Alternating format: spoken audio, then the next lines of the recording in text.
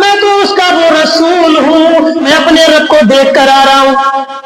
ایک دیکھنے والے کا کہا مان لیا ہے، ایک دیکھنے والے کا کہا مان لیا ہے، پر بن دیکھے اسے ہم نے خدا مان لیا ہے۔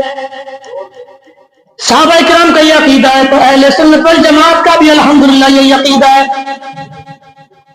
کہ یا رسول اللہ ہم نے رب کو دیکھا نہیں، آپ نے کہا ہم نے مان لیا۔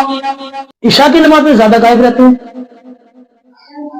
وجہ کیا ہے اس کی کہ گھنی دیر لگے پڑی نہ جائے، ٹھنڈ لگے، گرمی میں گرمی ستائے، سردی میں سردی ستائے۔ بھیا نہ تجھے گرمی برداشت ہے نہ تجھے سردی برداشت، تو پتا ہے جہنم بھی تو کہہ رہا ہے کہ سردی بھی میری طرف سے ہے اور گرمی بھی میری طرف سے ہے۔ لوگوں تم تو میری سردی کو برداشت نہیں کر پاتے، گرمی کو برداشت نہیں کر پاتے، پھر میرے اندر آؤ گے پھر تمہارا کیا بنے گا؟ یا ہم سوچیں تو صحیح، ہمیں احساس ہی نہیں تو ان چیزوں کا۔ میں نے بتایا بھی تھا، بخاری شریف کی حدیث ہے شاید کہ 537 کے، اس کا حدیث نمبر 537 ہے اس کا۔ جب جہنم کے اعضاء اپنے آپ کو ایک دوسرے کو آپس میں کھانے لگے تو جہنم میں عرض کی الہ العالمین یہ تو مجھے آپس میں ایک دوسرے کو کھا رہے ہیں، بڑے بڑے جسم کے جہنم کے اعضاء ہیں وہ چھوٹے اعضاء کو حصوں کو کھا رہے ہیں، مولا اس طرح سے میں ختم ہو جاؤں گی، میرا وجود مٹ جائے گا۔ اللہ نے فرمایا کہ سال میں تجھے 2 سانسیں لینے کی اجازت ہے، سال میں تو 2 سانسیں لے گی جہنم کو۔ حضور فرماتے ہیں اللہ نے جہنم کو حکم دیا اور اتنا چانس، اتنا موقع دیا کہ تو سال میں 2 سانس لے گی۔ جب اس حدیث پاک کا خلاصہ کیا گیا تو خلاصہ یہ نکل گا جب جہنم اندر کو سانس لیتی ہے تو سردی آتی ہے، اور جو اندر سے باہر کو جب سانس چھوڑتی ہے تب یہ گرمی آتی ہے۔ تو یار یہ سردی اور گرمی دونوں جہنم کی طرف سے، نہ ہمیں سردی برداشت ہے نہ گرمی برداشت ہے، اور پھر بھی ہم دیکھو ہمیں دیکھو، جب ہم دونوں چیزیں جہنم کی برداشت، نہ سردی نہ گرمی دونوں برداشت نہیں کر سکتے یار، تو ہمیں اس رب کو راضی کر لینا چاہیے نا۔ پھر ہم اس رب کو کیوں کچھ سے ناراض کیے ہوئے ہیں؟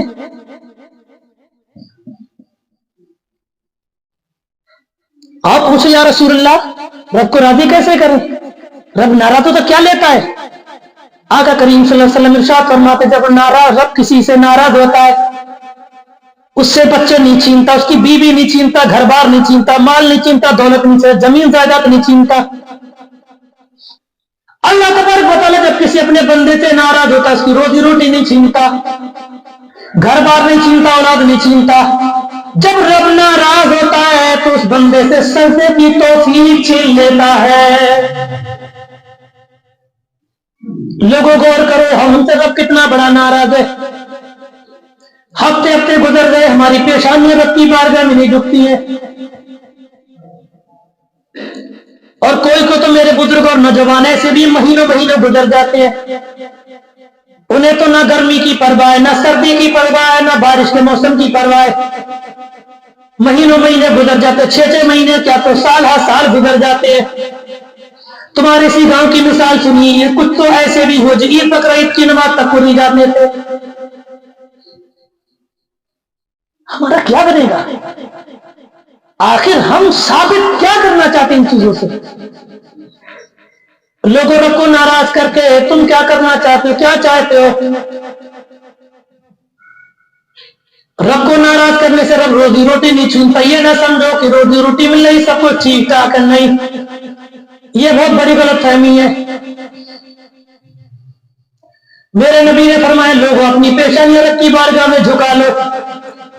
جب تمہاری دنیا میں پیشانی رب کی بارگاہ میں جھکے گی، جب تم قبر میں جاؤ گے شیطان بہلانے کی کوشش کرے گا، فوراً تمہیں عصر کی وقت کا نماز جاتا کھستا وقت نظر آئے گا کہ عصر کا وقت جا رہا ہے۔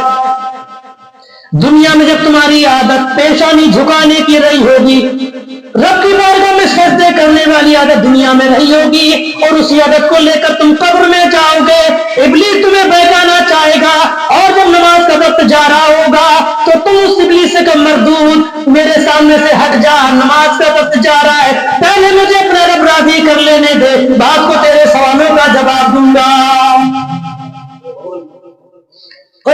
पेशानी महीनों महीनों रब की बारगाह में झुकती नहीं है, एक सजदे के लिए पेशानी नहीं झुकती, तो बताओ हमारा बनेगा क्या? कब्र हश्र में हम क्या जवाब देंगे? जबकि नमाज ये नमाज फर्ज ऐन है, एक भी नमाज छोड़ने का कितना बड़ा शदीद गुनाह है, लेकिन हमें कोई फिक्र नहीं है। सहाबा किराम की जिंदगी को देखो, जब सहाबा किराम ईमान लाते गए, ईमान लाते रहे, जब कुछ सहाबा किराम ईमान लाए, मेरे नबी इरशाद फरमाते, मेरे मानने वालों ये तो बताओ, मैं तुम्हें जिस चीज को कहता हूं, जिसके बारे में बताओ, तो तुम उसको मानते चले हो, पूछते नहीं हो। जिसके बारे में तुम्हें बताता हूं फौरन उसको लब्बैक बोल देते और फौरन कहते या रसूलल्लाह हमें कबूल है, और जो मैंने कहा और तुमने फौरन मान लिया, उसके बारे में पता भी नहीं करते।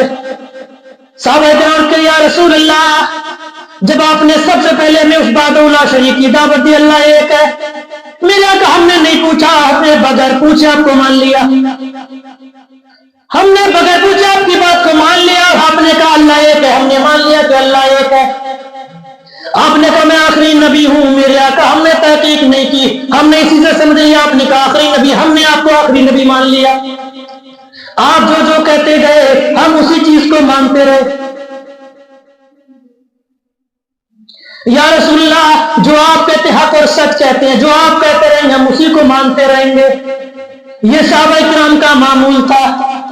सहाबा किराम जो सरकार फरमाते हर बात पे अमल करते रहे, लेकिन हम तो सरकार की बात पे अमल भी नहीं करते और ना ही नमाज और रोजे की पाबंदी करते। और सहाबा किराम का इतना पुख्ता, इतना मजबूत अमल था कि सहाबा किराम से मेरे आका करीम सल्लल्लाहु अलैहि वसल्लम चंद सहाबा किराम के दरमियान किसी बात को इरशाद फरमाते, और जो सहाबी सुनता वो दूसरे सहाबी को बताता, दिलो जान कुर्बान कर देता, और वो कहता तूने मुझे मेरे आका की बात बताई है, मैं उसी को मान रहा हूं, तूने मेरे नबी की बात बताई, मैं उसी को मान रहा हूं और उसी पर मैं ईमान भी रखता हूं। इसी चीज को किसी शायर ने कहा, एक देखने वाले का कहा मान लिया है। या रसूलल्लाह आपने देखा है, आप ही ने रब को देखा है, और फिर जो आपने जो कह दिया वही हमने मान लिया। और ये वाहिद जात अगर कोई है, मेरे नबी की जात है, जिसने कहा मैंने अपने रब को देखा है। इस रूए जमीन पर 1 लाख तक तकरीबन 24,000 अंबिया किराम तशरीफ लाए, किसी नबी ने नहीं कहा कि मैंने रब को देखा है। सारे अंबिया किराम ने अल्लाह के एक होने की दावत तो जरूर दी, लेकिन किसी नबी ने ये नहीं कहा कि मैंने रब को देखा है। जब मेरे नबी दुनिया में तशरीफ लाए, नबूवत का ऐलान किया, लोगों से मेरे आका ने इस्लाम की लोगों को दावत दी। लोगों को जब इस्लाम की दावत दी, इस्लाम की दावत मेरे नबी ने दी। लोगों ने पूछा अरे मोहम्मद क्या आपने रब को देखा है? मेरे नबी फरमाते हैं वो कोई और नबी होंगे जिनने नहीं देखा है, मैं तो उसका वो रसूल हूं। पहले रब ने मुझे अपने आप को दिखाया है, बाद में ऐलान करने का हुक्म दिया है। हाँ मेरे मानने वालों, मैं अपने रब को देख कर आ रहा हूं। एक देखने वाले का कहा मान लिया है, एक देखने वाले का कहा मान लिया है, पर बिन देखे उसे हमने खुदा मान लिया है। सहाबा किराम का यह अकीदा है, तो अहले सुन्नत वल जमात का भी अल्हम्दुलिल्लाह यही अकीदा है कि या रसूलल्लाह हमने रब को देखा नहीं, आपने कहा हमने मान लिया। अहले सुन्नत भी इसी को मानते हैं। तो नबी करीम सल्लल्लाहु अलैहि वसल्लम पे जो सच्ची मोहब्बत करता है, मेरे आका करीम सल्लल्लाहु अलैहि वसल्लम उसको इतना नवाजते कि दुनिया और आखिरत में उसे किसी चीज की कमी महसूस नहीं होती है। लेकिन मुझे ये तो बताओ कि यार हम सब मुसलमान हैं, मुसलमान के घर में हम पैदा हुए, हम मुसलमान, हमारा बाप मुसलमान, हमारे दादा मुसलमान, परदादा मुसलमान, लक्कर छक्कर दादा मुसलमान, कितनी पीढ़ियां गुजर गई मुसलमान। لیکن آج تک بھی ہماری یہ سمجھ میں نہیں آیا کہ ہم مسلمان ہی ہیں، صرف مسلمان ہی ہے، یا پھر مسلمان کے ذمے رب نے جو کام لگائے ان کو بھی کبھی ادا کریں گے. یہ ہم سمجھتے ہی نہیں کہ ہم مسلمان ہی ہیں، صرف مسلمان ہی صرف رہیں گے، یا رب نے جو ہمارے ذمے اپنے فرض ہمارے عائد کیے، ہمارے ذمے لگائے ان کو بھی ادا کر لیں گے کیا؟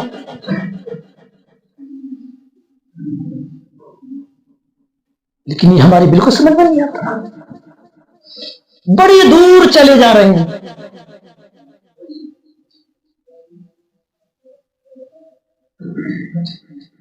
نوجوانوں کے اور بچوں کی تو چھوڑو یار، بزرگ بھی اس چیز سے بھٹک رہے ہیں، وہ بھی نماز نہیں پڑھتے.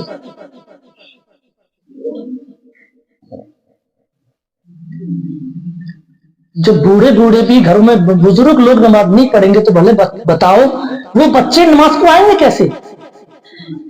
انہیں تو خود ہی آٹومیٹکلی شرم آئے گی. آقا کریم صلی اللہ علیہ وسلم تبوک سے جب واپس آ رہے تھے سرکار، تو راستے میں ایک مقام جارانہ پڑتا ہے.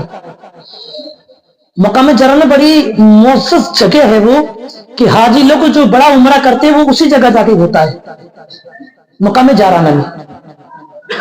جب سرکار تبوک سے واپس آ رہے تھے، مقام جارانہ پر پہنچے کہ نماز کا وقت ہو گیا. سرکار وہاں ٹھہرے، اور ٹھہرنے کے بعد آقا کریم صلی اللہ علیہ وسلم نے حضرت بلال کو حکم دیا کہ بلال اذان کہو، بلال اذان کہو. حضرت بلال جب اذان پڑھنے لگے، نماز کا وقت ہوا، بلال جب اذان پڑھنے لگے، تھوڑی دور پر کچھ بچے بکریاں چرا رہے تھے. جب بچے بکریاں چرا رہے تھے تو انہی میں سے کسی کی آواز آئی کہ بلال جس طرح سے اذان پڑھ رہے ہیں وہ بلال کی نقل اتار رہا ہے. کئی بار ہمارے آپ کے ساتھ بھی ایسا ہو جاتا ہے، ہمارا کبھی مائک پہ اذان پڑھ رہے ہیں، کئی بار کوئی بچہ پیچھے سے ادھر ادھر کھڑا ہو کے وہ نقل کرتا ہے اس طرح سے، چاہے وہ شور شرابہ ہی کر رہا ہو بہرحال. تو اس طرح سے ان لڑکوں میں ایک لڑکا تیز آواز سے بلال کی نقل کر رہا تھا. جب اذان پوری ہوئی تو آقا کریم صلی اللہ علیہ وسلم نے حضرت زبیر بن امان رضی اللہ تعالیٰ عنہ کو حکم دیا کہ جو شور شرابہ کرتے بلال کی، کون ہے میرے بلال کی نقل کاٹ رہا ہے، نقل اتار رہا ہے، ان کو پکڑ کے لاؤ. اور حضرت علی بھی ساتھ میں، ایک روایت میں حضرت عمر کو بھی ساتھ میں بھیج دیا. جب یہ صحابہ کرام ان کی طرف بڑھے یا قریب پہنچے تو انہوں نے دیکھا یہ پکڑنے کو دوڑ گئے لڑکے. صحابہ کہتے ہیں کہ ہم نے کسی طرح سے کر کے ان سب کو گھیر کے پکڑ لیا، اور جب پکڑنے کے بعد سرکار کی بارگاہ میں ان کو لے کر آئے، میرے آقا کریم ارشاد فرماتے کون ہے جو میرے بلال کی نقل کاٹ رہا تھا؟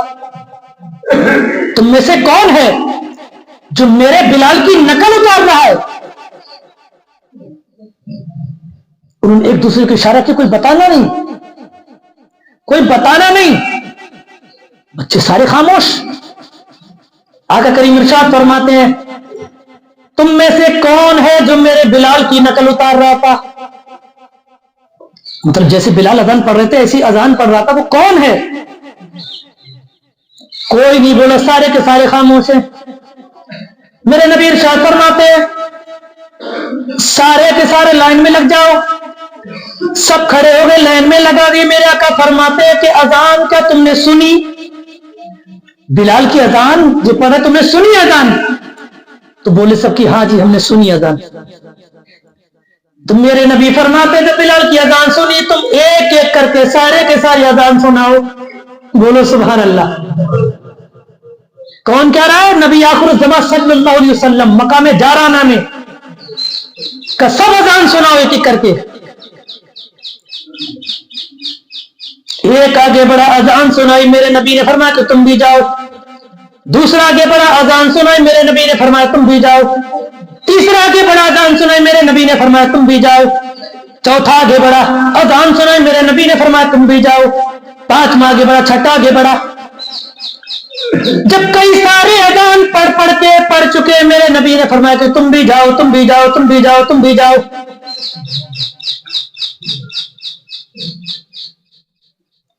حضرت ابو معذورہ کہتے ہیں،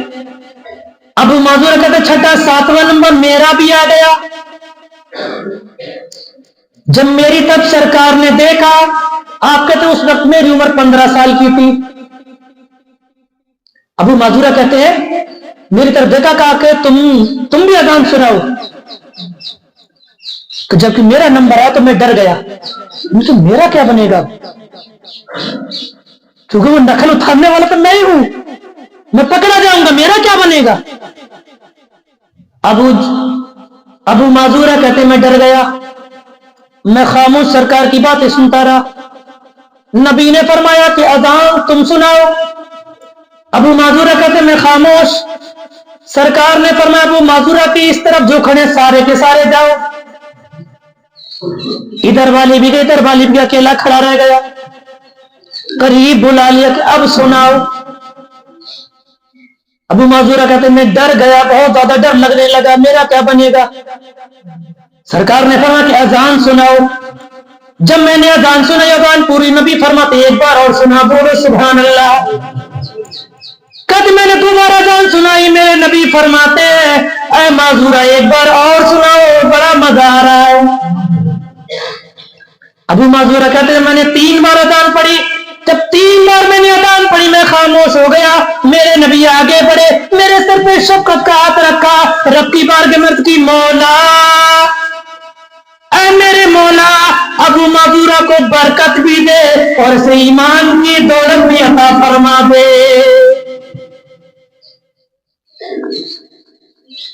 کہ اللہ اسے برکت بھی دے۔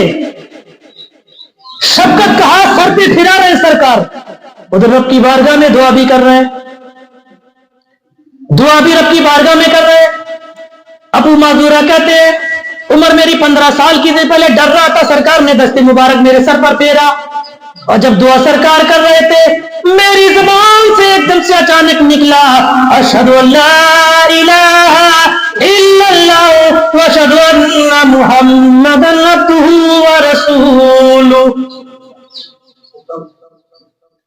کہتے ہیں میں نے اسی وقت سرکار دست مبارک پھیرا رہے دعا کر رہے تھے، اسی وقت میری زبان سے نکلا اور میری بلند آواز سے کلمہ پڑھا، میں مسلمان ہو گیا۔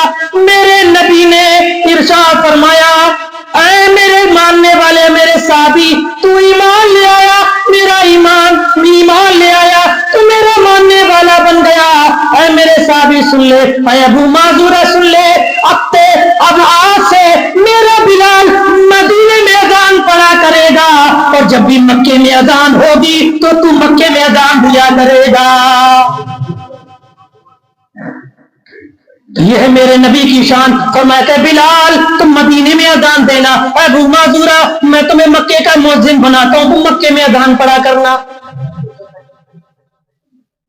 حضرت ابو معذورہ کہتے ہیں سرکار میری عمر 15 سال کی تھی، سرکار نے 3 بار اذان سنی، اور جب 3 بار اذان سنی سرکار کو اذان اتنی اچھی اتنی پسند آئی، میرے نبی نے دست شفقت پھیرا، سرکار ہاتھ پھیرا رہے دعا کر رہے تھے، میرا دل اندر سے صاف ہوتا جا رہا تھا، اندر سے جو ہی میرا دل چمکنے لگا، میں نے فوراً کلمہ پڑھا، اور سرکار نے جب مجھے فرمایا تم مکے کے مؤذن ہو، میں نے اللہ کے رسول کی بارگاہ میں عرض کیا رسول اللہ میں تو بکری چرانے والا اور گانے والا ہوں، یا رسول اللہ میں تو کھیل تماشا کرنے والا ہوں۔ میرے نبی فرماتے ہیں اب تک جو بھی تھے تم سب کچھ تھے، لیکن اب ساری چیزیں ختم ہو گئی، آج سے تم مکے کے مؤذن بنا دیے گئے ہو۔